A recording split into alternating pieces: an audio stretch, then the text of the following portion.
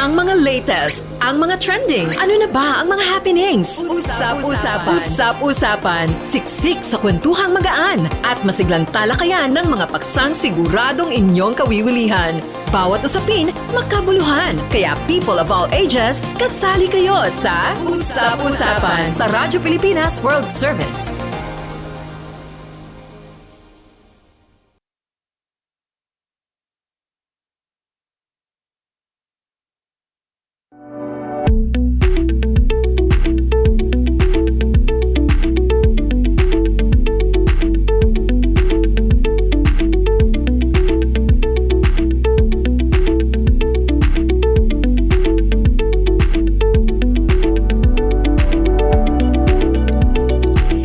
Magandang araw sa ating mga tagapakinig. Narito na naman po ang ating palatuntunang usap-usapan. Dito pa rin po sa himpilang Radyo Pilipinas World Service. Live niyo po napapakinggan at napapanood sa ating Radyo Pilipinas World Service official Facebook page at YouTube channel. Available na rin po sa ating Evox PBS receiver app. Ito po si Bea Gaza de Guzman, ang inyo pong makakasama sa kabuuan ng ating programa.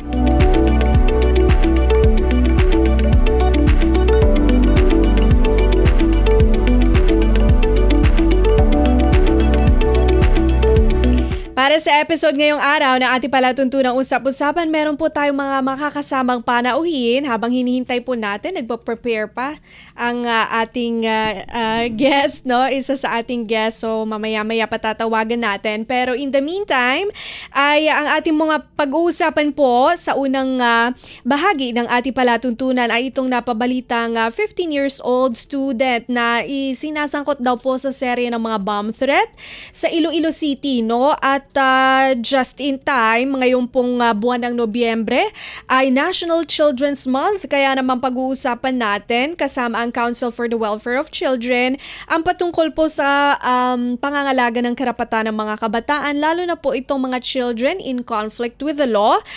Example na nga po dyan, itong napabalitang 15 years old na, ayun nga, iniimbestigahan para sa serye ng mga bomb threats na nangyayari po dyan sa Iloilo. At ito naman ay sa ikalawang bahagi ng ating palatuntunan, post Deaf Awareness Consciousness week, no? Kasi last week pa to, pero ito gusto pa rin natin pag-usapan dahil meron po silang naimbento na isang app na makakatulong po para sa mga deaf, hindi lang actually sa mga deaf kundi sa mga taong gustong makipag-communicate sa mga deaf, no? Imbes na dito sa app na to, mapapabilis ang pagkatuto mo na makipag-communicate sa ating mga deaf. Ito yung tinatawag nilang Digital Expression Available for You or DeFi app, no? Makakasama natin ang isa sa mentor at syempre yung team leader nung grupo na bumuo o lumikha nitong app na ito.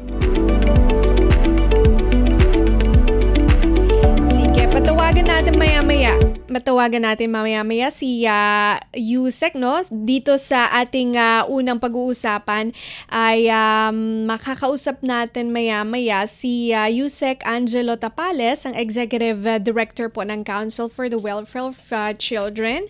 So, hihintayin po natin na ma-set ang ating communication line with Yusek Tapales.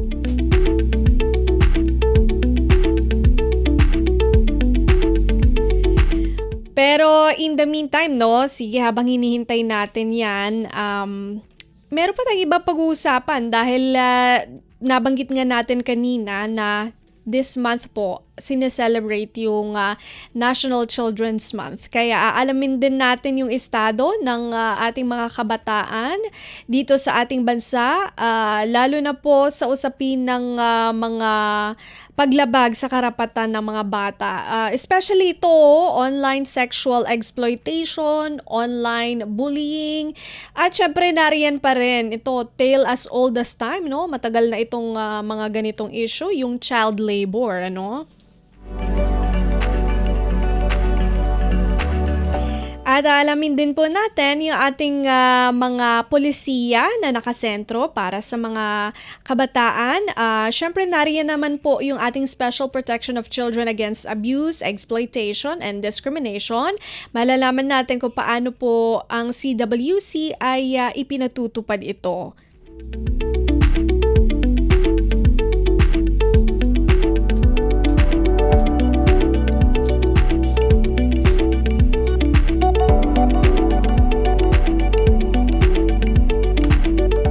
Okay, so yan, ready na po ang ating guest for the first part ng program. Kasama po natin live via phone patch po si Undersecretary Angelo Jello Tapales, ang Executive Director ng Council for the Welfare of Children o CWC. Magandang araw po, Yusek Tapales, si Bea Gaza de Guzman po ito ng Radyo Pilipinas World Service. Ma'am Bea, isang makabatang umaga po at sa lahat po ng mga nakikinig at nanonood sa inyong programa, Happy National Children's Month po sa ating lahat. Makabatang umaga po, Yusek. Maraming salamat po sa pagpapaunlak sa amin na Saturday. Nako, naka-day off si Sir at kami po ay kanyang pinagbigyan pa rin, ano? So yan. Yusek, ito po kasi meron po kaming nabalitaan dito po sa may bandang Iloilo na isang 15-year-old daw po na batang lalaki ang hindi naman siguro to dinitain pero sinailalim sa pagtatanong para po doon sa kanyang kinasasakutan umano na serye ng bomb threat sa naturang probinsya. Bilang tayo po sa Council for the Welfare of Children na nagsusulong ng karapatan ng mga bata, ano po yung masasabi natin sa balitang ito at ano po ba yung ating gagawin in relation po bilang this month ay National Children's Month po, Yusek? Nabalitaan din po natin yan at nakakabahala na di umano isang minor de edad ay nasasangkot sa ganyang klaseng krimen, ano? Pero ang pamahalaan po through our existing laws, ano, yung Juvenile Justice Welfare Act, ito yung Republic Act 9344 na inamen ng Republic Act 10630, may 2013 amendment kasi yan, na pinoprotektahan ang mga bata sa ganitong klaseng mga sitwasyon, ano. Hindi po natin sinasabi na may impunity o walang pananagutan. Siguro i-lay down ko muna kasi alam ko very sensitive tong story, itong ganitong klaseng mga issue, ano. Yes. Para po doon sa mga nakikinig, hindi po ibig sabihin kunyari may ginawang masama ang isang bata at napatunayan, walang liability. Unang-una po, merong solidarity liability po ang mga parents for civil liability, ano, sa danyos na dinulot ng kanilang mga anak.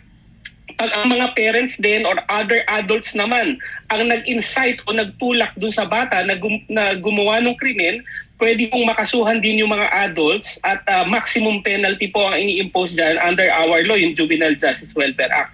Pero ito po, ma'am going dito sa dito sa report dito sa bata, I think 15 years old po yata ang sabi do sa mga reports, so ano.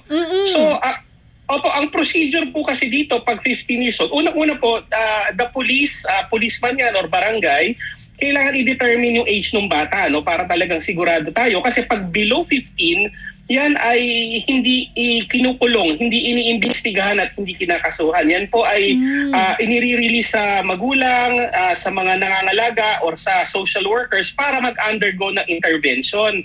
Okay. Ito pong intervention ay iba't samot-saring mga pamamaraan, kaparaanan para po ma-reform yung bata at hindi na uulit. Kasama na rin yung pagbabalik ng danyos kung merong danyos, ano. Pero pag above 15 ka naman, pero below 18, tapos may discernment, ibig sabihin, alam mo ang tama at mali, at ginawa mo yung mali kahit alam mong mali as determined by a social worker and determined with finality by the court, yan po yung maaring ma-file ng kaso, no? Pero ang sinasabi po ng Juvenile Justice Welfare Act po natin, bago pa file ng kaso, merong additional step lang na kailangan pong daanan. Ito yung tinatawag na diversion. Yung diversion, ma'am, ito po ay ini-impose pag ang imposable penalty na kinumit ng bata ay hindi lumampas sa 6 years. Kunyari ito, kung grave threat ba ang ginawa niya dito, marami pong klase ng grave threat. Merong above 6 years, may below 6 years. So titingnan po ng mga pulis yan, ng prosecutor, kung ano ba yung offense niya doon. If the offense does not exceed 6 years,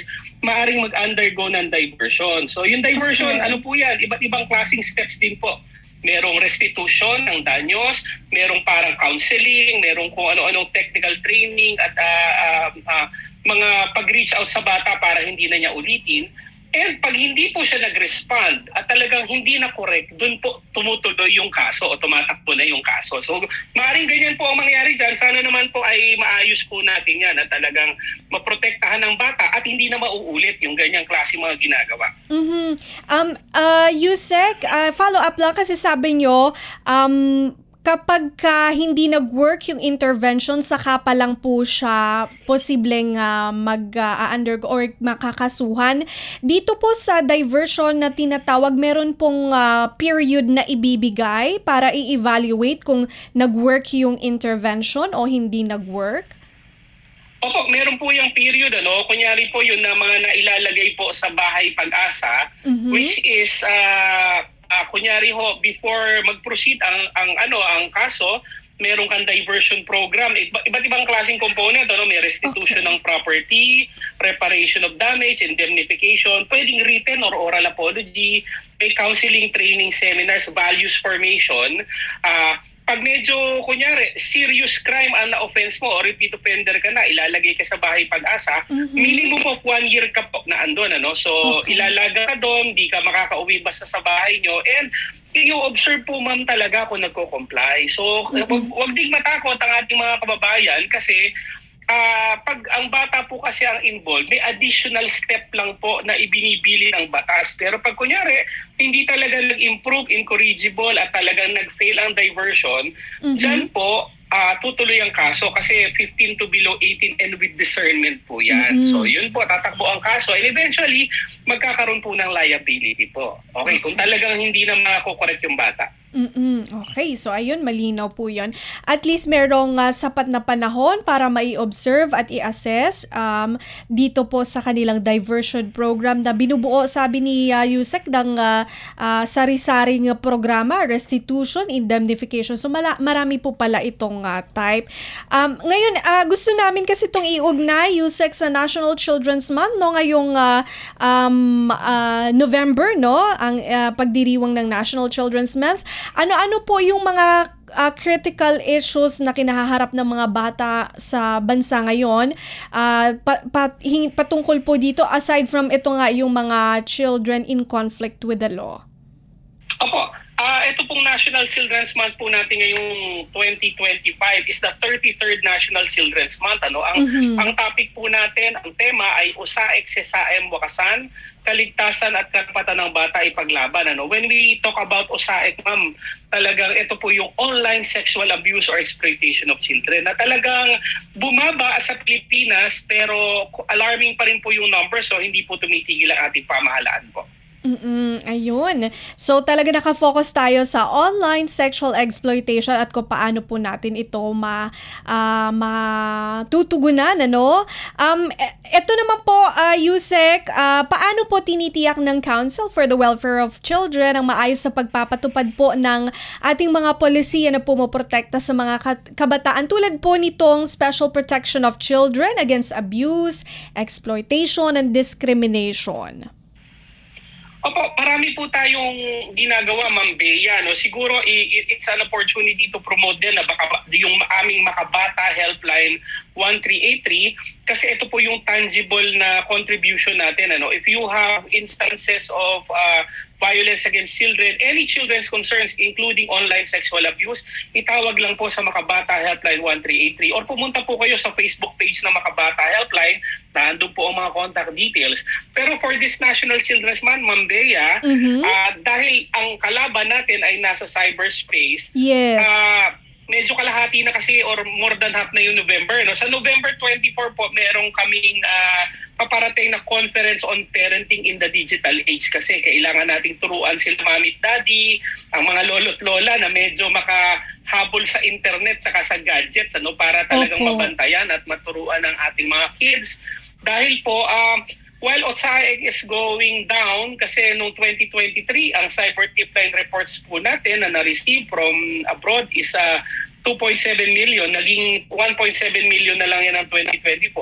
Yung AI-generated child sexual abuse materials, globally, yan po ay tumalo ng 1,325%. So yan po ang binabantayan natin, Ate Bea. So we need to equip the parents and also the children para hindi po maging willing victims ng masasamang tao sa internet po. Yes, and also iugnay ko na rin kasi 'di ba last time napaulat nga din po na merong pong mga bata na trigger warning lang po 'yun na sa self-harm or suicide dahil po sa mga cyberbullying, no? So medyo sensitive din po pag-usapan. Ito po ba mga ganitong usapin kasama din po sa inyong mga tinututukan dyan sa CWC USEC? Yes, Ate Bea, no, actually when regarding bullying, including cyberbullying, last month po nagpirmahan kami ng Department of Education sa pamunguna ni Secretary Sani Angara ng isang memorandum of agreement to link the DepEd hotline to the Makabata Helpline 1383. Kasi po syempre gusto nating tutukan ng bullying at tamang-tama last month po ay nag-release din ng revised implementing rules and regulations ang DepEd nung anti-bullying law natin. Kasi 2013 pa po yan, medyo luma na. So siguro si Secretary Sani talaga nakatutok sa kaligtasan ng mga estudyante sa eskwelahan. So nag-tie up po kami, yung dalawang helpline po namin, para po talagang mapababa po yan. After that tie-up po, alam niyo po, marami pong nagre-refer sa amin actually na galing pong eskwelahan. Hindi lang po public schools yan. Maraming panganib po na physical violence, bullying, cyberbullying na nangyayari. And we are happy that the Makabata Helpline is really at the center or at the thick of our fight against violence against children. So sa mga kids na nakikinig or mommy, daddy, if you have problems about children, 1383 yan po ay landline, pero we have cell phones and SOCME din po. Go to our Facebook page po. Ayun. So para po sa mga magulang na gustong kumonsulta sa CWC patungkol po sa tamang parenting, lalo na po sa may kinalaman sa online, mag-message lang po kayo sa kanilang Facebook page and also yung Makabata Hotline 1383. At ito po, Yusek Tapales, ano naman po yung mga pangunahing programa ngayon ng CWC para naman po sa pagtitiyak na ito po mga kabataan natin may sapat na access sa education, nutrition, tsaka psychosocial support. Syempre lalo na po yung mga nasa geographically isolated and disadvantaged areas. Ayan, Ate Bea, siguro I'll take this opportunity na rin. Although mahirap intindihin ng konti ito para doon sa mga kids, yung annual na at mandatory child-friendly local governance audit yan ay pinangungunahan ng DILG kasama ang CWC at DSWD po dyan. Of course, sa pangunguna ng aming boss, Secretary Rex Gatchalian, na talagang walang tigil sa pagprotekta rin sa pamilya at sa bata. I'm happy to say na in 2022 po, ang maituturing lang na child-friendly cities and municipalities natin ay mga nasa 372 lang. Pero ngayon, dahil maganda ang ginagawa ng pamahalaan at ang mga LGU din, from 372 no 2022, 1,091 na po tayo ngayong 2025. So yan po ay napakalaking talon, 1,091 out of the 1,634 LGUs. We have a long way to go, pero from 300 plus to 1,000 plus, medyo maganda na. And for 2025 po, other than the child-friendly local governance audit, we will relaunch the Presidential Award for child-friendly municipalities and cities. Sa December 22 po sa PICC ang awarding yan.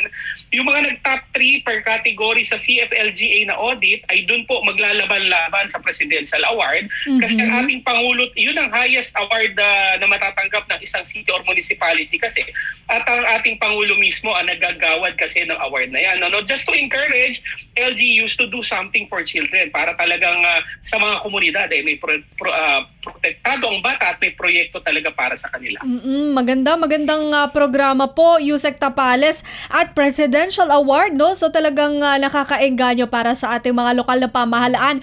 Yusek Tapales, out of curiosity lang po, may nagtatanong dito, paano po ba daw makijoin dyan? At ano daw po yung usually tinitignan nyo para makaabot man lang daw sa top 3? Medyo ang LGUs, ang mga mayor nyo, dapat talaga yung mga programang pangbata ay meron, starting with the 4 legacies of children, local code for children, may investment plan for children, local state of the children report, at meron kayong programa for nutrition, education, health, protection ng bata. Yan pong lahat na yan ay nakalagay do sa 2025 CFLGA guidelines. So pag inaudit po ang inyong munisipyo, nasasali ho, ay pag yan ay present, so kayo ho ay dapat nakakuha ng at least 80%. Pero pag kayo ay nakapasa sa CFLGA, dito sa presidential award naman, mas masinsin po ang ating tinitingnan dyan. It's not just the presence of the projects, pero ano bang naging effect ng project sa komunidad.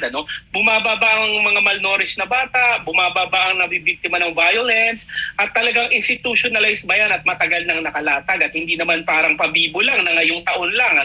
So yan po tinitingnan natin. Kaya po maraming nakakapasa sa CFLGA, pero sa PAC-FMC or doon sa presidential award, 20 lang po yung national finalist natin out of the 1,091 na nakapasa po. So good luck po doon sa mga mananalo. Hindi ko pa po pwedeng i-announce kung sino. Opo, sikreto muna, Yusek. Opo. Napakagaling po niyang mga yan. Nakita ko po yung mga grades sila. Talagang lahat ay bibo ang mga mayor po dyan. Napakahusay. Gusto ko tong programang ito. Talagang hindi lang nakasentro doon sa, sabi nga ni Yusek, hindi naman yun dapat nagpabibo lang this year. Dapat yung talagang consistent, and also bukod doon sa datos na kanilang ini-evaluate, yung compliance, may checklist siguro sila dyan, hindi lamang yun yung kanilang mini-measure, kundi yung how effective it is, at kung itong mga bilang, for example, ng mga malnourished na children sa lugar na ito, nag-improve ba? So, Yusek, feeling ko yung datos ninyo madugo, kung sino man yung nasa monitoring and evaluation division po ninyo.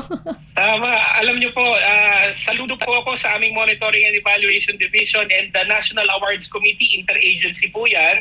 They really moved heaven and earth kasi ang presidential award po na yan ay kaduktong ng child-friendly audit. So pagkatas ng audit, then saka pala magsisimula yung evaluation nila for the presidential award naman.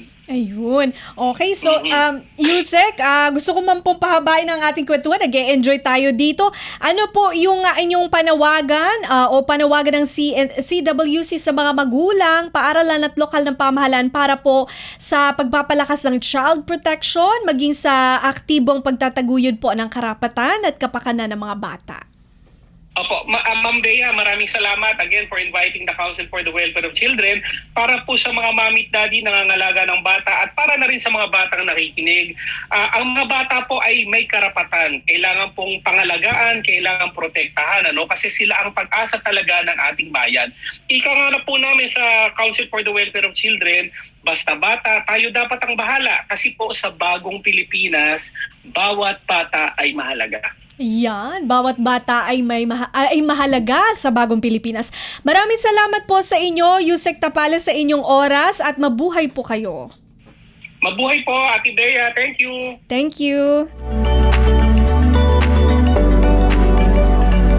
Yan po si Yusek Angelo Jello Tapales, Executive Director po ng Council for the Welfare of Children o CWC, at kanya pong naibahagi sa atin kung ano itong proseso na pinagdadaanan ng mga children in conflict with the law dahil nga po sa ating nabalita ang 15-year-old student na sangkot po sa serye ng bomb threat sa Iloilo City, at kanya na rin pong inilatag ang ating mga programa para sa mga kabataan ngayong National Children's Month.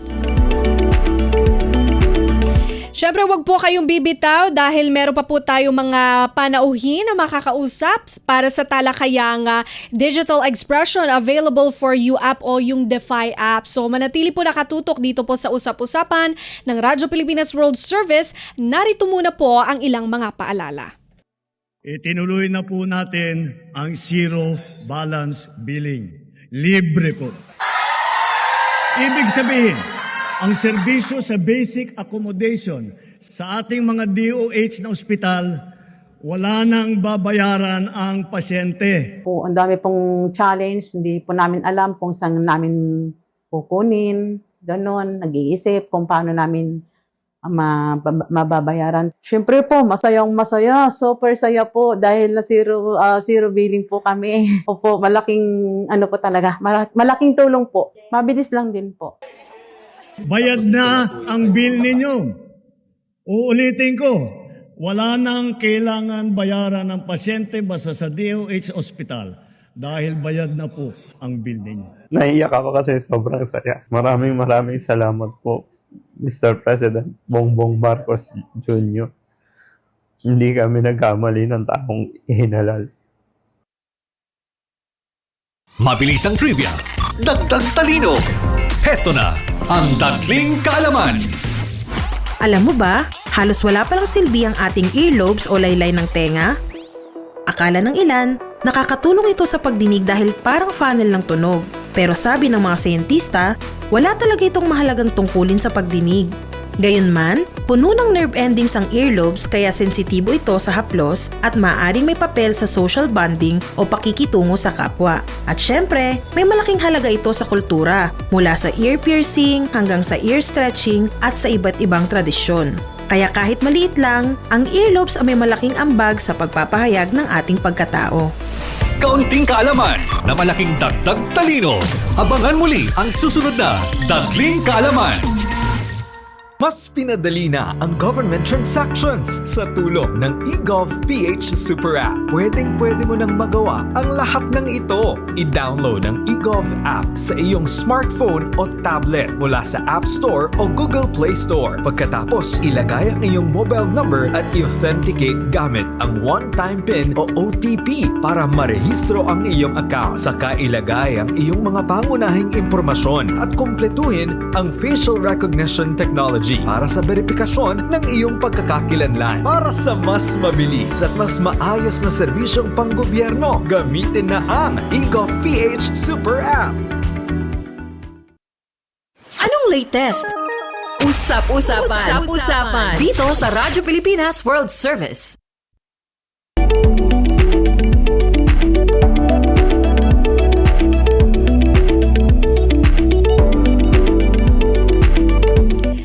Okay, muli po nagbabalik ang ating programa, ang Usap-Usapan, dito pa rin po sa Himpilang Radyo Pilipinas World Service. Live niyo po kaming napapakinggan at napapanood sa ating Radyo Pilipinas World Service official Facebook page at YouTube channel. Available na rin po tayo sa Evox PBS Receiver app. Para po sa mga wala pa pong Evox PBS Receiver app, pwede po itong ma-download sa Google Play Store para sa Android user at sa Apple Store naman po sa iPhone user.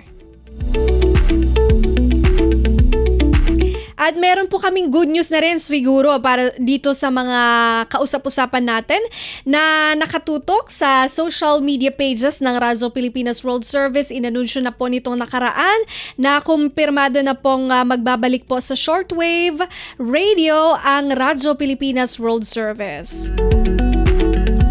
Meron na yata tayong shortwave frequencies, no? Pero i-anunsyo natin yan sa mga susunod na episodes na usap-usapan.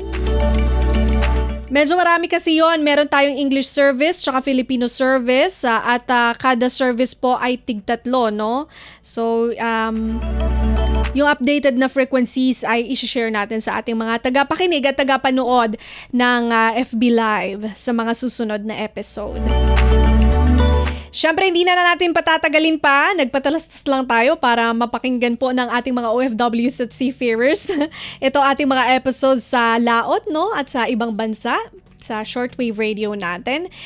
Pero ito, papasukin na natin dahil nung nakaraang linggo po, ipinagdiriwang yung Deaf Consciousness Week, no? National Deaf Consciousness Week dito po sa Pilipinas. At meron pong imbento o na likha na buo na isang app na para po sa mga deaf at syempre sa mga gusto na ring makipag-communicate sa deaf. Ipinakikilala po natin, kasama natin live via Zoom, ang mentor ng DeFi team, DeFi app team, si Ma'am Maricel Timbal. At syempre, ang team leader po ng DeFi app team, si Prince Eco Barlisan.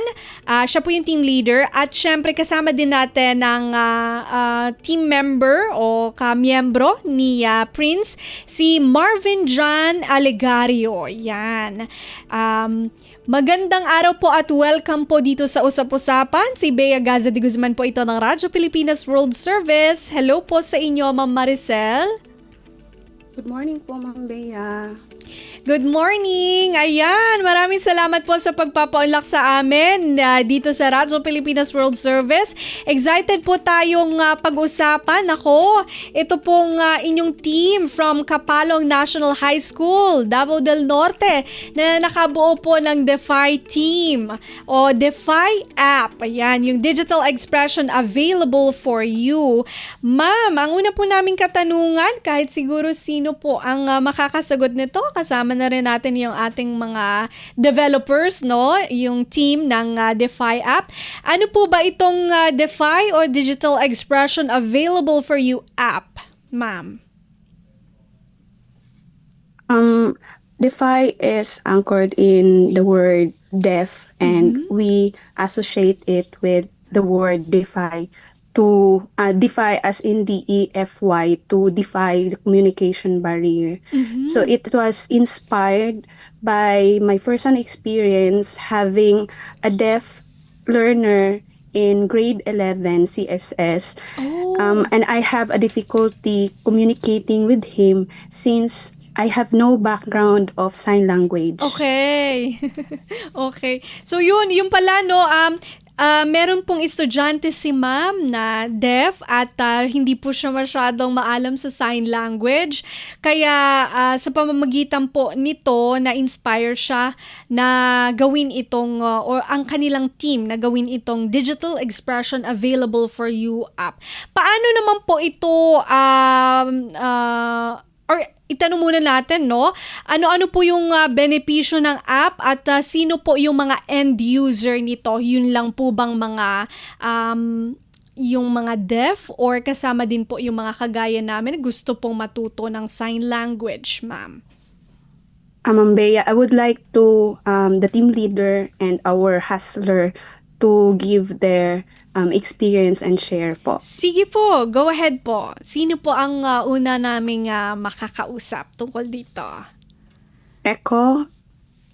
Yan. Yes, good morning. Good morning, Echo. Naku, batang-bata pa. Sige po, pwede niyo po bang i-share sa amin kung sino po yung mga beneficiary ng DeFi app or yung mga end user ng DeFi app? So our main users are, of course, those deaf and mute individuals, as well as those who are learning or cannot understand sign language at all. Okay. We built DeFi to bridge the communication barrier between those two individuals, and it basically translates sign language into text and vice versa. Our long-term goal is to make DeFi a nationwide communication tool for education, meetings, and generally help deaf or mute people express their thoughts in a world built for sound. Wow, nationwide. Gusto natin yun, no? Para hindi lang naman po iilan lang yung makaka-access. Ito po ba ay available na pong ma-access sa ating mga phones, itong app na ito? As of now, it's still a prototype. This is because the competition didn't require us to make a fully functioning app, just the basic conceptualization of it. So we also constructed a beta test with the teachers and deaf students, the deaf student my mentor handles. Okay. The feedback was been positive, but of course we still need to continue developing the application. So prototype pa lang siya pero at least nandyan po yung ating intention to share it sa nationwide sa ating mga end users sa buong Pilipinas, no? Nakakatuwa. Nabanggit nyo kanina na dito sa kompetisyon na inyong sinalihan ay prototype lamang ang ni-require po na malikha. Kaya gusto rin namin malaman kung paano po ba ito nabuo, ano po ba yung kwento behind dito po sa inyong competition. According to our research, InnoGen Season 4, ano po ba ito? Anong paligsahan ito at paano po ito inorganize? And also kung ano po yung kumbaga kwento, yung success story nyo po dito sa competition na ito. Well, it took several months. We had to conceptualize just what the app should do, how we can earn money from it, and how we can help other people with it. Okay. And after conceptualization, the next thing we needed was an actual prototype. Our designer gave the blueprints of what the app should look like, and I took the initiative of programming it and making it functional. Okay. As for InnoGen, it's a startup competition hosted by PLDT and Smart, where students from both college and senior high school can participate and create ideas that can help the community. By the time we joined, the competition was already at season 4, and the theme was to make an application that could help the PWD community, which is why we made Defy. Yes. Surprisingly, we won first place in the competition amongst 100 other schools in the entire country. We learned how to pitch an idea, communicate with real users, develop a product, and work as a team under pressure. Ano po ba yung pakiramdam na kayo po ay nanalo, Echo and team? At saka, ano po yung mga natutunan ninyo dito po sa paligsahan na ito? It was very unexpected. We faced a lot of difficulties during our time in InnoGen, most especially time management. Okay. Most of our team members also live far away, so we don't really have the opportunity to meet with each other. So we have to rely on online meetings to Okay. discuss our project development. So it was really surprising that we managed to win first place on our first competition. So yung challenge nyo po pala talaga ay kung paano po pangasiwaan ang inyong time and also kung paano kayo mag-uusap-usap na kahit hindi face-to-face, online, yun po yung pinaka-challenge. Tama po? Yes po. Yes. Okay, so ano naman po yung kumbaga takeaway ninyo, parang lesson na natutunan dito po sa experience na ito? The lesson we learned is to always stay committed with what you have, with your ideas, and continue developing the product, even though there's a lot of pressure we face, and overall, excuse me. Yes po. Yung inyo pong bang team, Echo, is kumbaga magkakaklase naman kayo? Meron po ba kayong mga kumbaga challenges when it comes po doon sa ideas, kung alin po yung kailangang i-push or kasi ito programming may science talagang background siya, no? So, dito po sa pagbuo ninyo ng ganitong mga apps or programming, ano po yung pinakamahirap? Lalo na po kasi, syempre, teamwork siya no? So, yung mga ideas po na ating sabi nyo, conceptualization and brainstorming, paano po tayo nag-arrive at the conclusion kung ano po yung ating ipupush? The biggest challenges we faced during our time is definitely financial problems because Okay. we weren't given the finances to build a proper project, so we had to come up with our own solutions. I had to take online courses for programming since my school didn't teach us programming as well.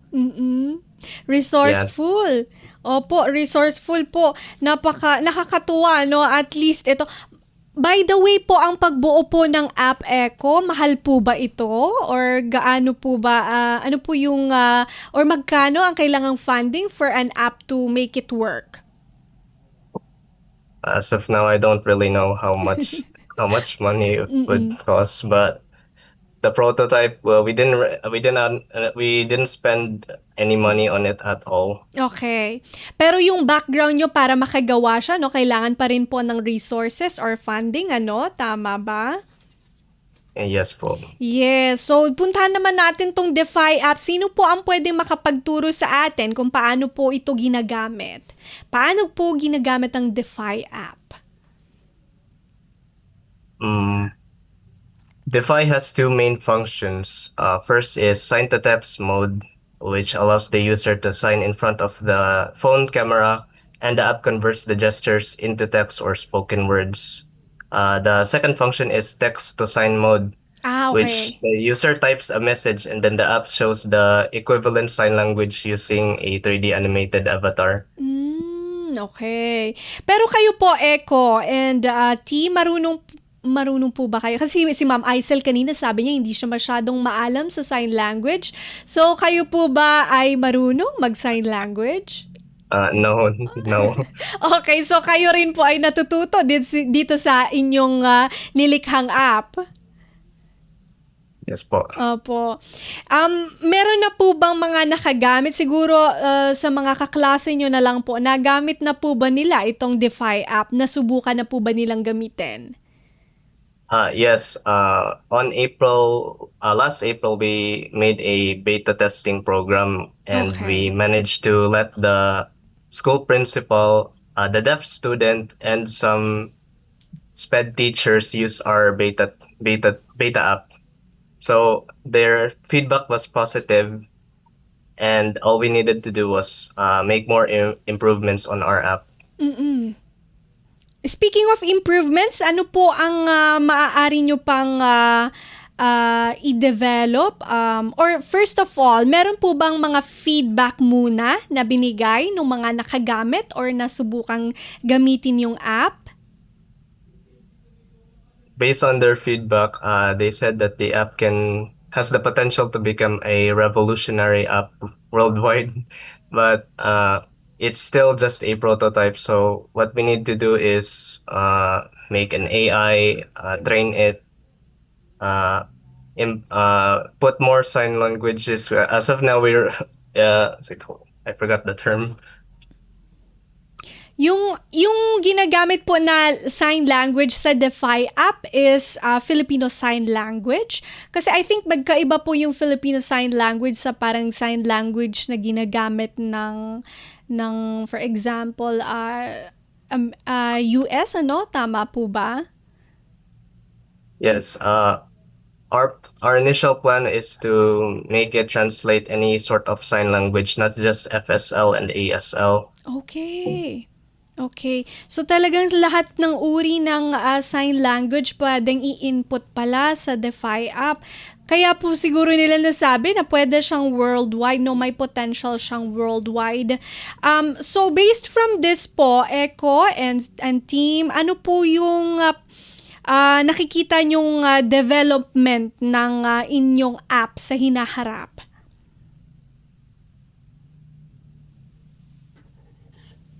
Can you repeat the question po? Ano po yung development or maaari pang gawin para po syempre siguro ma-improve or para magkaroon ng iba pang services na mai-offer itong DeFi app? Our main goal is to have a dedicated AI with machine learning so that it can learn sign language as users continue to use it. Okay. So now I'm not really knowledgeable with AI. I'm still at my first year in college, so I still have a lot to learn. Opo. Natutuwa tayo doon. At least, no, ito po ay maituturing nating isang tagumpay and at the same time ay may potential siya para i-develop. Ngayon, ang gusto ko pong itanong kay Ma'am Maricel naman po. Ma'am Maricel, ano po ba yung pakiramdam na kayo po ay nakapag-mentor ng mga mahuhusay, magagaling na mga estudyante at nakabuo po ng ganitong app? Ano po ang pakiramdam? Personally, Ma'am Bea, I am so proud of the team since the biggest challenge I had faced was they were all CSS students. And I agree with Echo that our school has no offered programming course. So that's why he needs to take an initiative to enroll to every free lesson. And I've said to him that, Echo, you have to learn this one and this one. All I had to do as a mentor was I was navigating them to whatever their rule assigned. So also, I'm so proud of them because being the first timer, kasi yung orientation ko po sa kanila is, I just invite them to join this kind of competition, even if no programming background, all are first timers. Even I was the first timer. And it's the first time also that the SMART and PLDT Inugen has opened a competition that included senior high school. So, I oriented them na wag muna tayong mag-aim na manalo kasi we don't know who are our competitors. And being the first timer, we will just gain experience. And so, I wanted also them to experience and to explore what ICT sector can offer them. Kasi I'm wanting them to point out if really they wanted to pursue the ICT program since they were in ICT sector in senior high school, yet it's a CSS qualification and not programming. And luckily, being the champion in the season 4 Inugen, I'm quite happy and proud for them. And I'm also happy that we had given honor and prestige to our school being an alumna of Kapalong National High School. Yes, natutuwa din ako for you. Not bad for a first-timer, Ma'am Maricel. Napaka-humble naman po yun nga, no, parang sabi ni Ma'am Maricel, no, hindi natin ini-aim na manalo kasi hindi natin alam yung mga competitors natin, no, baka mas maaalam pa pala sila. Pero tignan nyo po, no, with limited resources, no, ay kayo pa po ang nanalo, which is nakakatuwa. Pero ito ang tanong ko ngayon, out of curiosity lang po, since kayo po ay nakapagbigay na ng honor and privilege po sa Kapalong National High School ng Davao del Norte at nakita nila na ang inyo pong mga estudyante at syempre kayo po, mga kaguruan, ay may mga potential po na makapagbigay ng karangalan, no? Sa pamamagitan ng kanilang kaalaman at kahusayan. Ngayon po ba ay meron na silang program to support kagaya nitong mga activities na ito, Ma'am Maricel? As of now po, the LGU Kapalong has offered their assistance, but still we are in planning stage. Okay. And they were committed that the next time any students from Kapalong National High School or even any students that representing Kapalong Municipality, they would be giving assistance na po. Ayun, nakakatuwa. For the next innovation program or competition po. Nakakatuwa. Yan, no? Local government partnership, no? Yung ating school and the local government in partnership to support, no? Ito ating mga estudyante. Natutuwa tayong marinig. At least meron pong mga ganon na programs, no? Para naman po masuportahan ng ating mga estudyante. Ngayon po ba, Ma'am Maricel, naghahanda na po ba kayo sa mga susunod pang oportunidad kagaya nito? Or talagang, hindi naman, kasi sa inyo, parang yung competition, or kung yung pagkapanalo, it's a bonus, no? I think yung inyo pong tinututukan is the experience. Tama po ba? Yes po. As I always say to them, do not focus on winning, but on becoming. Kasi if you will always focus on winning, and if it's not given to you, you would become depressed and disappointed. But if you will focus on becoming, on what kind of person you want to become, a better version of yourself, then I guess there is no failure on that. Gusto ko yun, not winning, but the becoming, no? Lalo na sa mga estudyante ngayon, mahalaga pong ituro yun kasi yun nga, kakabanggit ko lang kanina sa ating Council for the Welfare of Children guest, si Undersecretary Tapales, na tinututukan niya rin ng kanyang ahensya itong mga psychological services din para sa mga kabataan, lalo na yung ating mga challenges sa kabataan, online bullying at kung ano-ano pa pong mga challenges, no? So, maita-tie up ko lang din dito sa ating pinag-uusapan, yung ating mga kabataan na napapressure academically, no?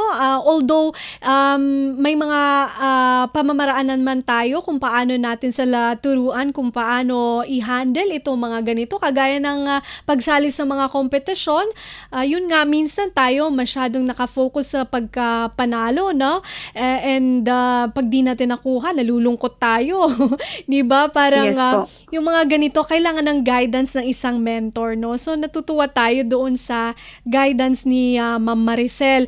Ngayon, Ma'am Maricel, napasarap ang ating kwentuhan. Siguro po hihingiin ko na lang po ang inyong mensahe, or bago po yung last message, meron ako gustong itanong kay Echo para po sa mga gustong tahakin yung ganitong pagbubuo ng mga app, or siguro in general gustong mag-excel sa field of science. Ano po ang inyong maibabahaging tip, Echo? My tip is that if education isn't provided for you, then you find your own ways. There's lots of free education online. You can learn many things there. Just like me, I learned programming through online courses. And if the opportunity is given to you, always take the chances. Ayun. So be intentional, no, sa iyong pag-aaral. Kung hindi siya ipo-provide, maghanap ng paraan para ito ay makuha mo. At itong opportunities kapag naibigay naman, always take the chances, no? So napakagandang mga aral, no, from Echo. Sige, ang ating ano na lang po, final message sa ating mga tagapakinig at tagapanood dito sa usap-usapan ng Radyo Pilipinas World Service. Unahin ko na po si Echo bago po si Ma'am Maricel. Ang inyong pong final message sa ating mga tagapakinig at tagapanood ng Radyo Pilipinas. Yes po. People aren't just buying products, they're buying solutions. And sometimes the smallest solutions are the most powerful. Okay. And si Ma'am Maricel, ano po ang inyong final message sa ating mga tagapakinig at tagapanood dito po sa Radyo Pilipinas World Service? For those who are listening and watching, yun po Ma'am Bea, i-emphasize ko lang po ulit, yung do not focus on winning, but focus on becoming. Kasi if you enter any competition, all of you are praying to be a winner, but it can never be given to everyone who had entered the competition. Only one will be the winner. And with that, if you were focused on being the winner, you miss the journey of the growth you had undergone. So yun po, if you focus on becoming, so you would enjoy the growth that you had undergo, and you would appreciate the growth of the better version of yourself. Napakagandang mensahe. Maraming salamat po, Ma'am Maricel, at nawaya ang inyo pong paaralan at lokal na pamahalaan na katulad ng binanggit nyo kanina ay magkaroon pa po ng kolaborasyon at ugnayan para po masuportahan ng kagaya ni na Echo at ng kanyang team sa paglilikha ng mga ganito na hindi lamang nakakapagbigay karangalan sa community, sa school, sa local government, kung hindi nagbibigay magbibigay din po ng ibayo pang karanasan at karunungan para po sa ating mga estudyante. Maraming salamat po sa ibinigay na oras sa amin, lalo na po it's a weekend at kami po ay natutuwa na kasama namin kayo sa programa. Maraming salamat po Ma'am Maricel and Echo. Mabuhay po kayo. Maraming salamat din po, Ma'am Bea, for the opportunity. Thank you.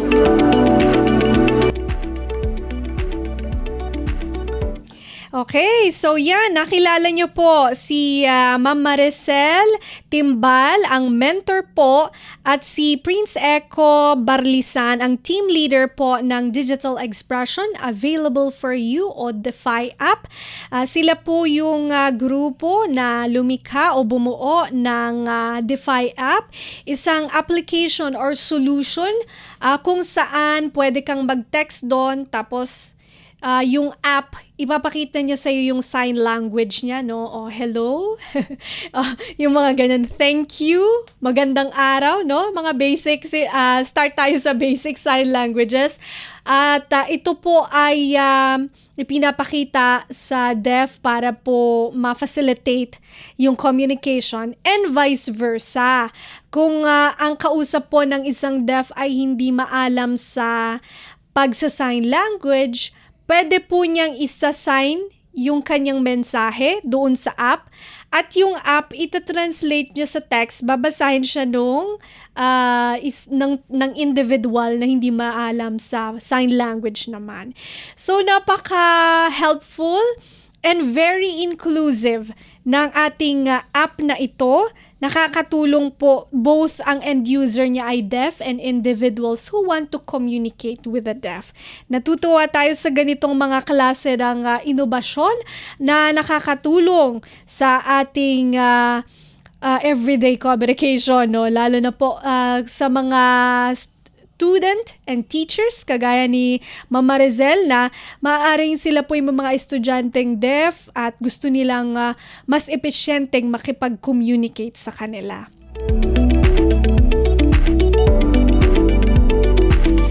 Okay, so bago po tayo tuluyang magpaalam, nako kasi 10:59 na nga pala, no? Bago tayo tuluyang magpaalam, ay syempre nais muna po nating magpasalamat sa ating mga nakasama sa produksyon. Syempre kay Erwin Pañano na ating co-producer, siya na rin pong nagsilbing ating master control. Si Justin Osias, ang ating pong Wirecast operator. At syempre ang ating co-producer na isa pa, si Jerome Toledo. Maraming salamat po. Syempre, thank you din sa ating mga guests kay Yusek Angelo Tapales, Executive Director ng Council for the Welfare of Children, at ang ating pong mga app developer, mentor, Maricel Timbal, and Prince Echo Barlisan. Maraming salamat syempre sa ating mga tagapanood at tagapakinig dito sa Usap-Usapan na Radyo Pilipinas World Service. Muli, ito po si Bea Gaza de Guzman. Magandang araw po. Anong latest? Usap-Usapan. Dito sa Radyo Pilipinas World Service.